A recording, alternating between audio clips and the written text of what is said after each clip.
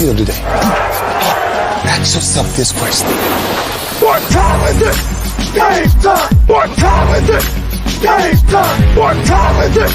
Game time! What time is it? Let's go! We ready!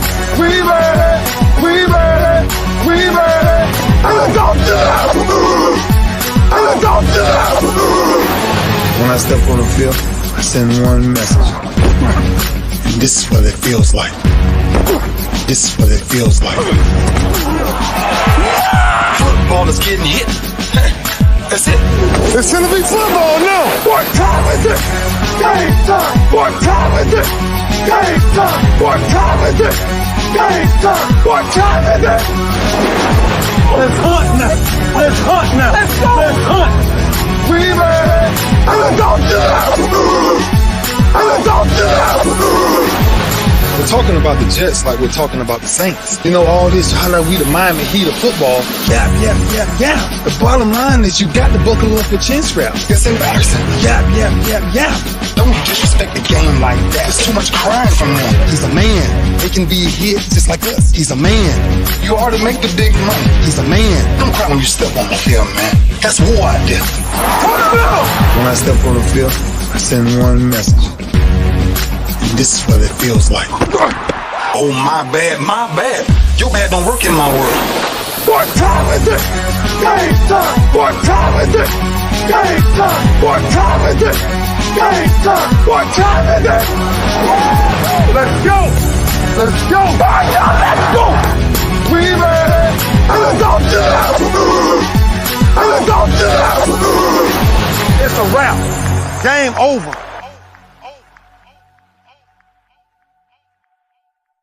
All right, you already know this game ain't over. It's just getting started right here on the lunch break, powered by JM&E, streaming live on Roku TV, courtesy of BS3 TV. I'm AJ Jones, and we're about to get it in on this Talk Your Team Tuesday. I got my man.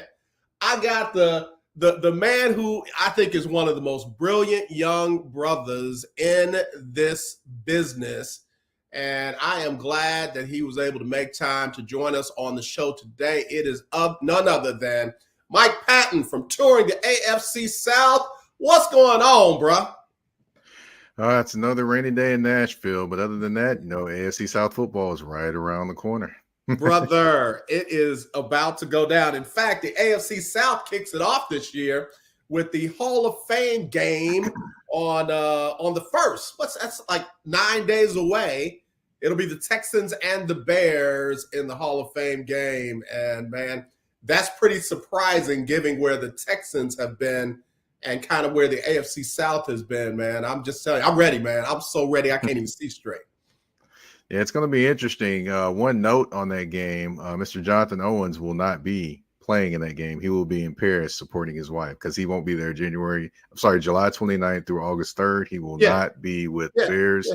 He's excused to go watch his wife, Simone Biles, compete in the Olympics. Yeah, as he should be, man. I mean, hold on. Let's just get one thing out on the table. While we're ready for some NFL football, this practice, man, not the game. This is practice. Mm-hmm. These are exhibition games. So, man, I'm glad he's going to be there. But again, we got a lot to talk about.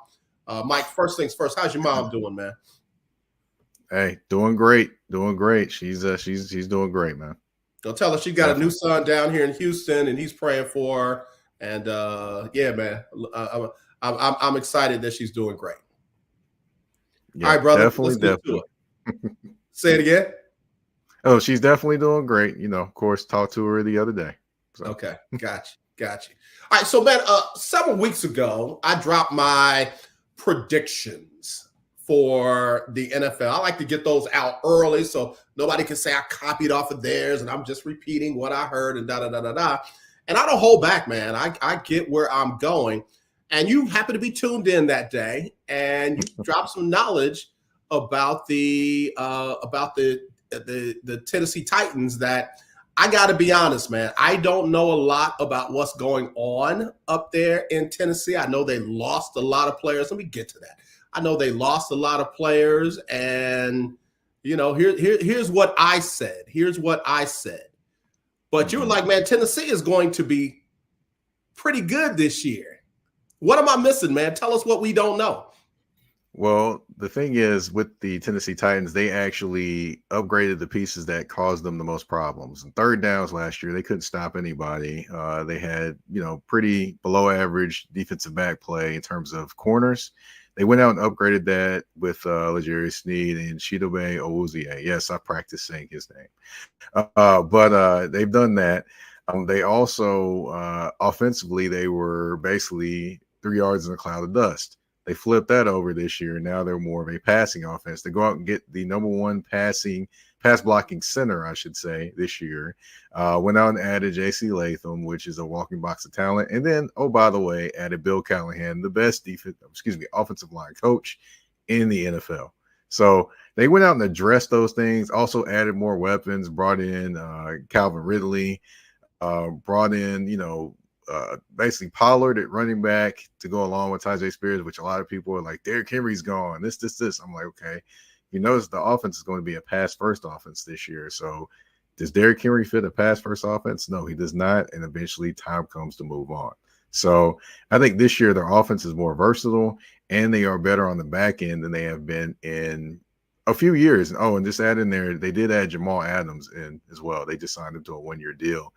Was it last week or the week before? So he's going to be competing for that job. This defense is going to be aggressive, way more aggressive than the defense they had last year, per Denard Wilson, who is the former defensive back coach for the Baltimore Ravens, which is a team that is known for being very, very aggressive. So It's going to be fun to watch. And I like those different changes.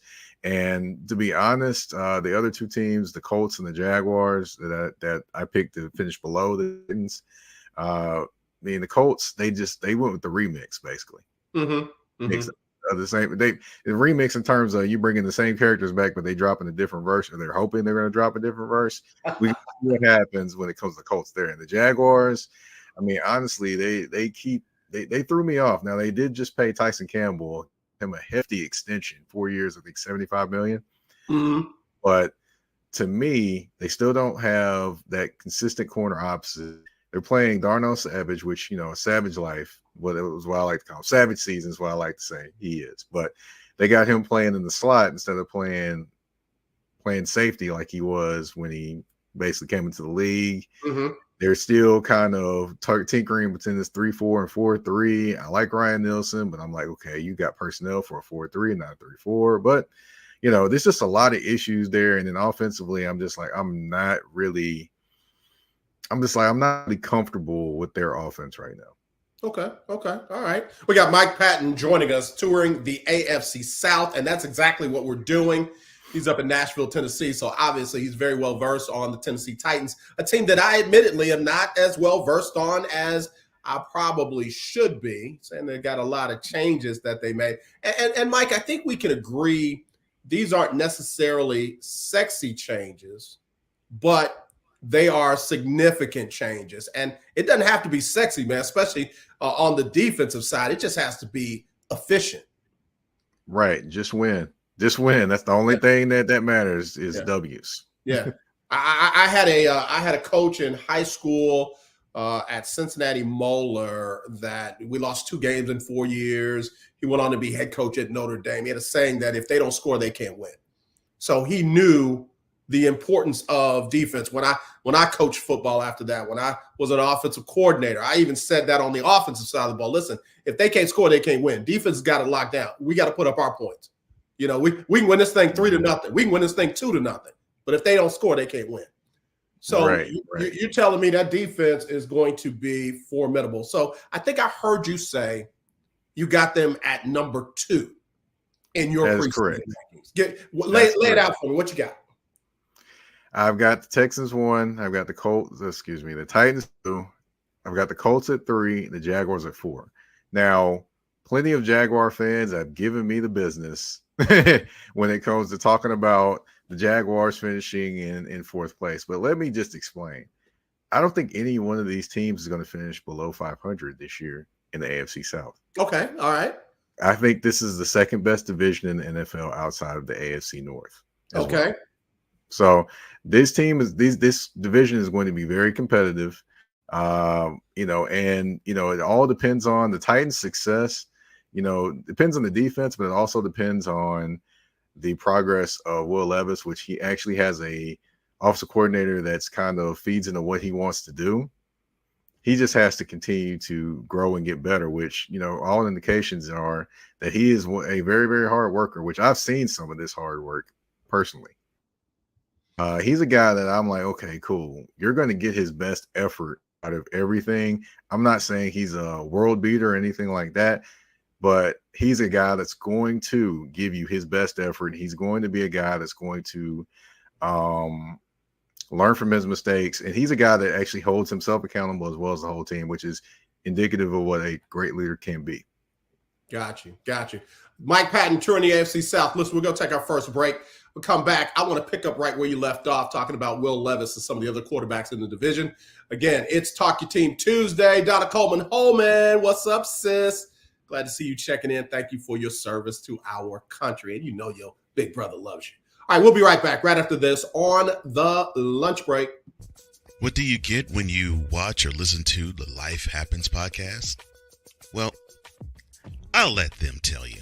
Kim and I are both ministers of the gospel, and what Life Happens podcast is a beautiful balance by simply taking our spirituality with real life and merging it together to create a beautiful balance. And that's what we do.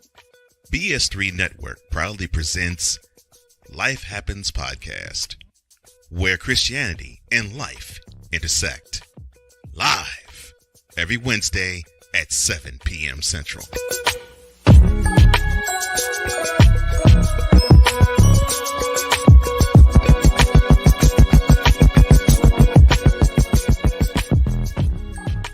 Hi, I'm Laura Williams coming to you from Bayway Cadillac of the Woodlands. Here we've got tons of inventory here at Bayway Cadillac of the Woodlands, ranging from XT4s to XT6 and from CT4 to CT6. We've got tons of certified pre-owned inventory here.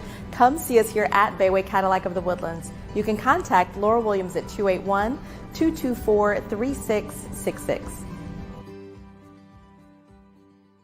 If you're looking for a sports program that gives you the flavor. Washington Commanders? Really? This whole thing stinks to high heaven. That pulls no punches. Thuggish act by a thuggish actor. That gives you some humor. Praise everything LeBron does and never criticize it. If you want a show that gives you good times, then this is that show. BS3 Network proudly presents. I am Cole Johnson, and welcome to Go Sports with a Z. Every Friday on Patreon and every Saturday on YouTube, Spreaker, and all other outlets.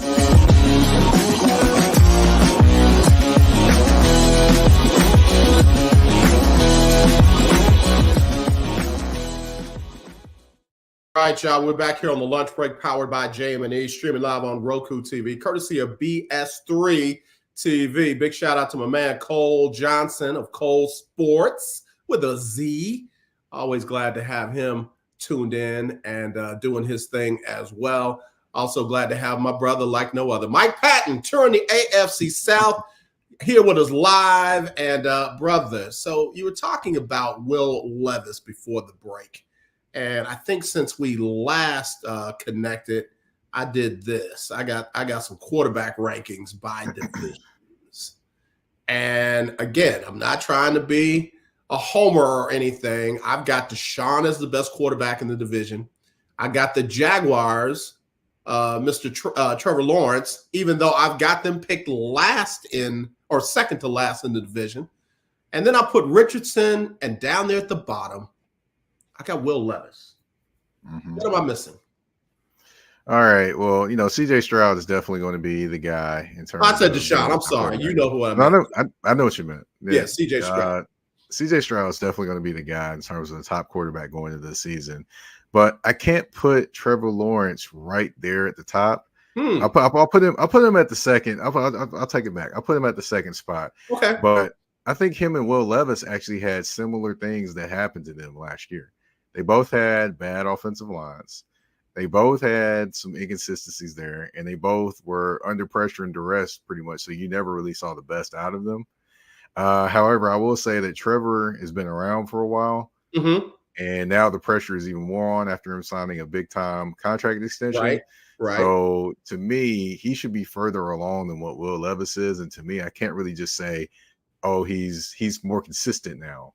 He does have better numbers, and that's correct, but he's still very inconsistent. His numbers are all up and down, just like how Will Levis was kind of up and down when he first started. Four touchdowns, no interceptions first game, and then he was 4 touchdowns, 4 interceptions the rest of the season. Right. And I can't put Anthony Richardson above Will Levis just because I didn't see enough of Anthony Richardson just to say, hey, he's the third best quarterback in the division. I know talent-wise, he's extremely talented, but I give him an incomplete grade right now. So if I had to do the rankings, I would do CJ Stroud, Trevor Lawrence, Will Levis, and then Anthony Richardson, only because I don't know what Anthony Richardson is right now because I haven't seen him play enough games to do so. Yeah. And I'm not gonna argue that. I mean, that to me is fair controversy, for lack of a better word. I think Anthony Richardson gives them more balance, gives them a different dimension than what they had with Gardner Minshew. But I got to tell you, excuse me, Will Levis and Anthony Richardson, we can kind of put them as 3A and 3B. Trevor Lawrence, I agree with you that he should be further along than he is. Part of that is what he was working with, but a lot of that is on him. He's got to take that next step into the next echelon of quarterbacks for him to fully live up to the hype that he came into the league with. What do you think? Oh, definitely. He definitely does. To me, I think too many people. The funny part about the whole thing, quarterbacks in the AFC South, is you have the two quarterbacks in terms of Trevor Lawrence and Will Levis. You make excuses for Trevor Lawrence, but you give all kinds of stuff to Will Levis. I've noticed that when anybody, I think it's more of a personal problem with Will Levis than it is an actual issue with Will Levis that I've seen in terms of stuff I've read. Because literally looking at it, like, okay, with Trevor Lawrence his receivers not catching the football, his receivers aren't getting open, he's got a bad offensive line, things like that. But when you flip it over to Will Levis, you don't always hear that. You always hear he's making bad decisions, he's being reckless, he's doing this, he's doing that. I'm like, okay, you know the Titans line was worse than the Jaguars line, right? Yeah. You do. So that's where I'm like, okay, if you're gonna criticize Will Levis and Trevor Lawrence, at least bring all the factors into it. Don't just do it because you don't like him. Because ultimately what it comes down is you don't like a guy that puts mayonnaise in his coffee. Basically, that's what you don't like. I was just going to ask you, is it the off the field quirky stuff that he does? Because I don't think we know enough about Will Levis to not like him for personal reasons and things like that. He seems like a fine young man to me. Real quick before we have to get our next break, All Mad, who is a big time Cowboys fan and hater of Jason Kidd, says, what about the sophomore jinx with CJ? Will it come true? I don't think so, but let you answer that. Honestly, it'll be just interesting to watch that. I did think about that going into this season. The only reason I thought about that is because there's more film out there. There's a whole season of CJ Stroud film. And now I know some people are like, well, they had time to watch film during the season. They this, they that. I'm like, I understand that. But during the off season, you have way more time. Break down film, break down tendencies, all those different things. Tells, you name it. So that's why I'm like, at that point, I'm like, it's going to be interesting to see how he overcomes those tendencies that some teams have picked up on, whether he has a moment where, he's not the CJ Stroud you saw last year, and then he comes back to being that guy. So that'll be interesting just to see if that happens this season. I mean, would it surprise me if that happens? No. But would it surprise me if it doesn't? No. Sorry, just because it's CJ Stroud. I said all along that he was the most talented quarterback that came out in his draft class. Yeah, no, I agree. I say the same thing about the offensive coordinator. You know, again, you had a guy that you now have a full offseason to look at how he called games, what he did in certain situations and conditions without having to worry about getting ready for a game that weekend or that Thursday night or whatever the case may be. A lot of folks don't realize that a lot can happen when you have time to make it happen. You can find things that you missed during the regular season, during the offseason. So it's very possible. I'm not going to be a homer and say, oh, no way, CJ's just going to kill it again. It is very possible that folks can catch up to some things that they might have missed during the regular season. Anybody else do you think might run into some problems this season that they may not have faced last season? AFC South. I would say that. Oh yeah, definitely. I was thinking about that. I would say maybe Evan Ingram's going to draw a lot more attention this year, so that may be something there because you don't have. I mean, I know you have a Thomas that came in the draft from LSU. However, what I am thinking about is he's not a proven guy in terms of like had 1,000 yards before in the season like Calvin Ridley was. So it's probably going to be a little bit more attention there until Thomas proves himself. There's also going to be attention to whoever the second cornerback is for the Jaguars. I mean, it was Darius Williams last year, and he went back and played for the Rams. So now there's going to be probably a rookie out there, which that's going to be fun because every team in the NFL that sees them is going to be challenging that rookie every single week. So, you know, it'll be fun to watch that along with, you know, the Colts, the same thing. They have Juju Brents and a bunch of other corners. I'm not going to say other corners. Kenny Moore is a slot corner. He's not an outside corner. So that's why I'm saying that. Yep. But yeah, that's just definitely something that I'm taking a look at and paying attention to, as well as with the Texans. The Texans that don't have Steven Nelson. They brought in Kamari Lassiter. They brought in Jeff Okudah, and then they brought in CJ Henderson as well. So that'll be quite interesting to see what happens there. Now, if one of those first round draft picks doesn't start or at least factor into the rotation or as the third corner, then need to be cut. Basically, you don't need to keep the two. If one of them's probably going to make it, and I believe one of them is going to be cut. Yeah, that's a serious statement. Real quick for All Mad, he said, "Great answer, guys. I like what they put around him. That should help him. They got a hell of a wide receiver room in Houston. It's crazy to see that wide receiver room in Houston. Do you think that will pose a problem when you look at the secondaries around the AFC South?" Yeah, definitely. I mean, the Titans probably have the best secondary to kind of deal with this team because they do have L'Jarius Sneed and Chidobe Awuzie, and then they have Roger McCreary in the slot. But, you know, as far as yes, this offense and these skill position players will cause a problem. I mean, you've got Nico Collins, you've got Tank in the slot, you've got Stephon Diggs outside, you've got Mechie that you can bring in, and he's been looking pretty good. That was from what I've noticed. Yeah, you've got Noah Brown. I mean, and Robert Woods. I mean, I hate to say it, but I don't think Robert Woods is going to make this team. It's quite possible he won't. Quite possible he won't. Yeah. So it's going to be very interesting. Let's take one more break. Come back with our final segment with Chris. I'm sorry. I'm thinking Chris Gardner. Mike Patton touring the AFC South right here on the lunch break, powered by JM&E, streaming live on Roku TV, courtesy of BS3 TV. This is a BS3 network presentation. Politics. They'll write the law, but they'll enforce it differently. Is that going to apply both ways? Religion. God never said that we can't reason together. Matter of fact, he said, let us sit and reason together. Relationship. I believe that everybody wants and needs somebody. From a man's perspective. They say, girls, if I put some polish on that and get him to buy some different clothes, girl, he could be a winner chicken dinner. Join the thought engineer. There's nothing wrong with me developing my piece and you developing your piece, but understand the goal is to come together. And comedian John Yogi. Negro, I don't need you putting on no chapstick up there in the pulpit. You do that over there in your chair. Get ready for Man Talk Monday. every Monday at 7 p.m. Central.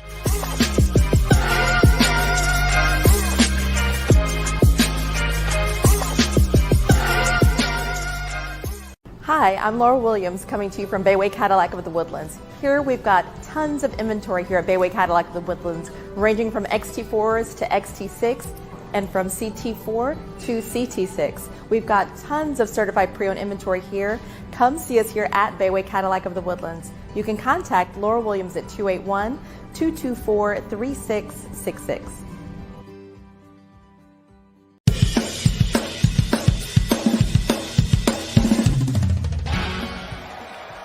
Course, Steph Curry, Tim Anderson, Jordan Alvarez, and it's caught. Debo Samuel with the catch. Michael Jordan can sense the throw, just got the king. BS3 Network. The hottest of hot takes. The coldest of cold hard facts. This is Snowman in the Morning with Cole Johnson. Weekdays at 8 a.m. Eastern. Check your local listings for your viewing and listening pleasure.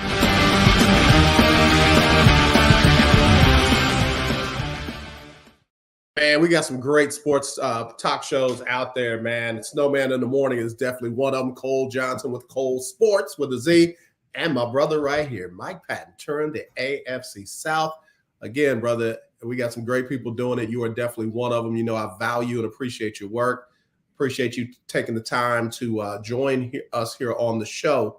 Go on and give me your rankings for the AFC South again, and then I want to hit you with what I think, and you tell me what you think. Go ahead. All right, the rankings. I got the Houston Texans at 1. I probably got them to win 12 to 13 games. I've got the Titans at number 2 with maybe 10 wins. I've got the Jaguars at 9-8. I'm sorry, the Colts at 9-8, and I got the Jaguars at 9-8. So okay. Everybody above 500 for the division, just the Jaguars coming in last place. All right, here's what I got for you. I got one team making the playoffs from the AFC South. Yes or no?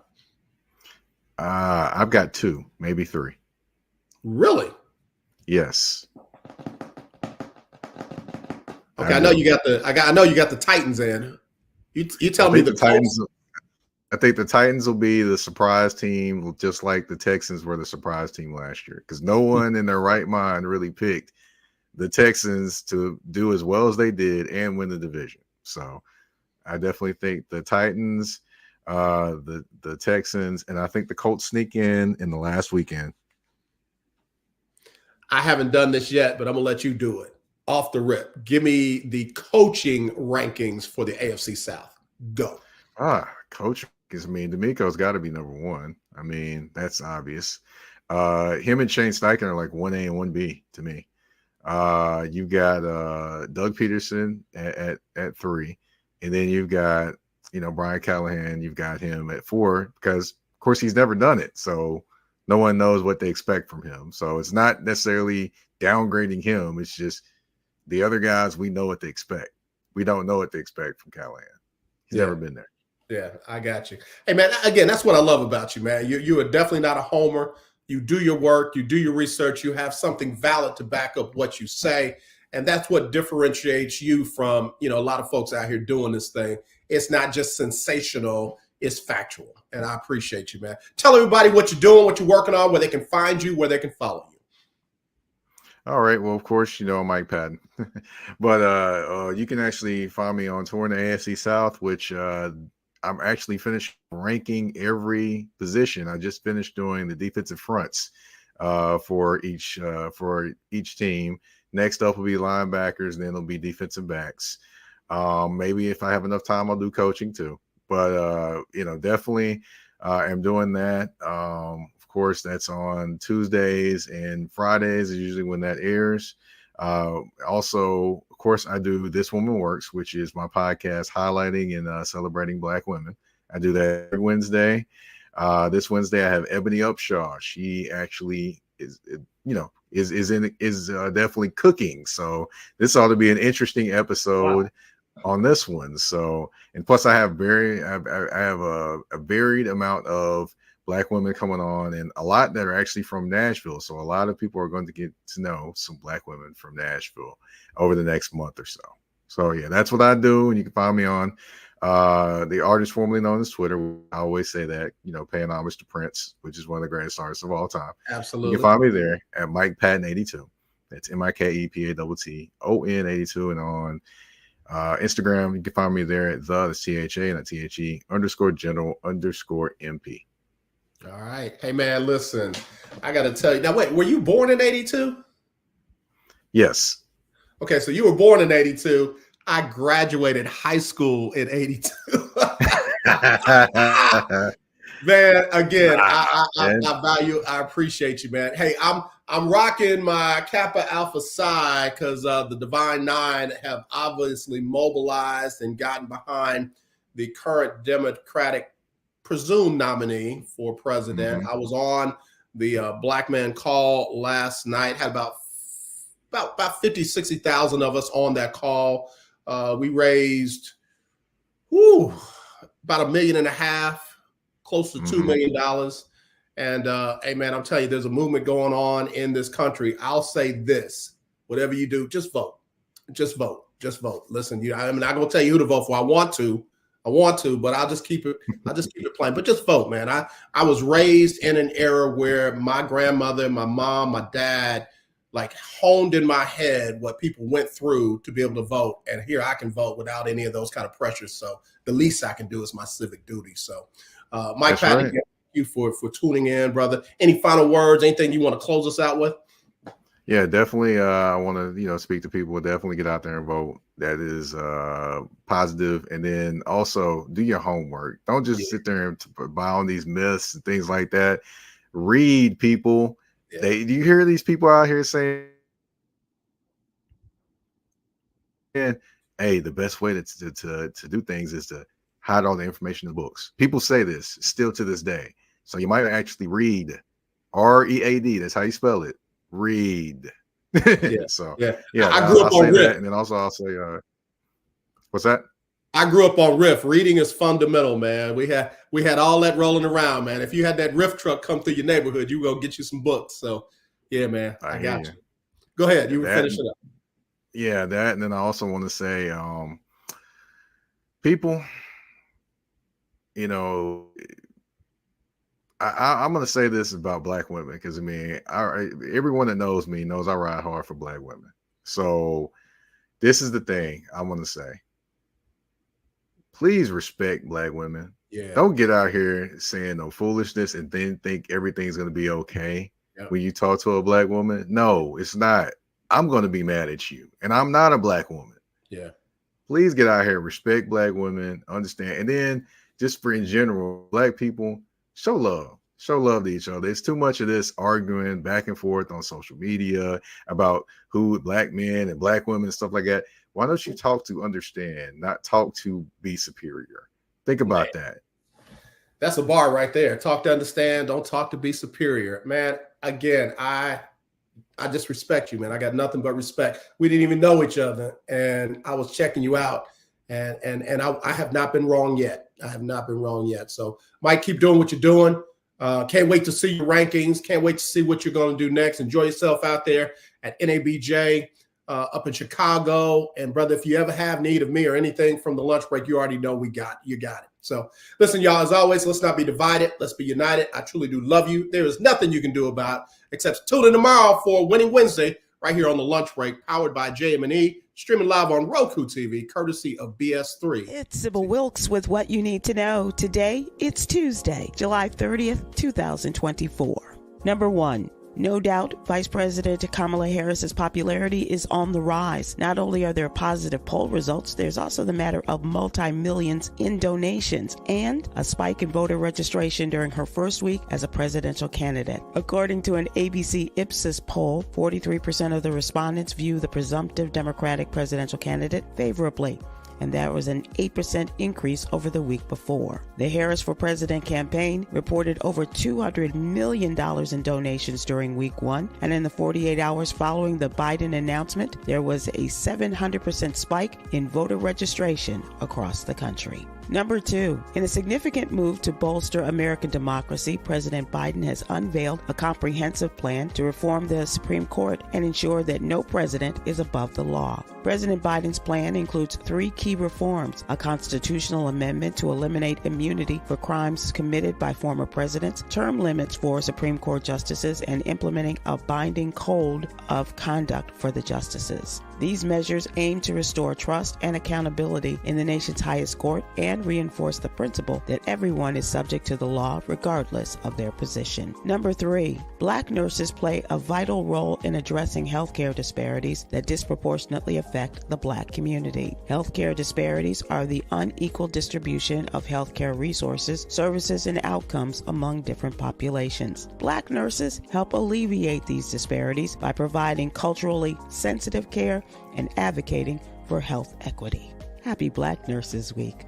Number 4, the toy company Mattel released the first Black Barbie with Down syndrome as part of its Fashionistas collection. The doll reflects characteristics of Down syndrome and was designed with input from Black families and the National Down Syndrome Society. The doll represents inclusivity and diversity in the disability community. Number 5, in the U.S., taxpayers must pay income taxes through the year as income is earned. Failure to meet these obligations result in an estimated tax penalty calculated based on the underpaid amount each quarter. Employees typically have their taxes withheld by employers. Avoiding this penalty, our celebrity CPA to the stars, Katrina M. Kraft, gives additional details about staying compliant when it comes to your taxes. Here's your daily inspiration from Yogi's Jewels. Rely on your self-belief to guide your choices and navigate life's uncertainties. Join me today live on YouTube and Facebook at 7 p.m. Eastern, 6 p.m. Central with comedian Damon Williams, producer Meg Gordon, and contributor Cameron Riley as we discuss today's top headlines and more. I'm Sybil Wilkes. Be informed, be empowered. My name is Damon Jeter, and I want $500. The lunch break for keeping up with the Jonas Bracket Challenge.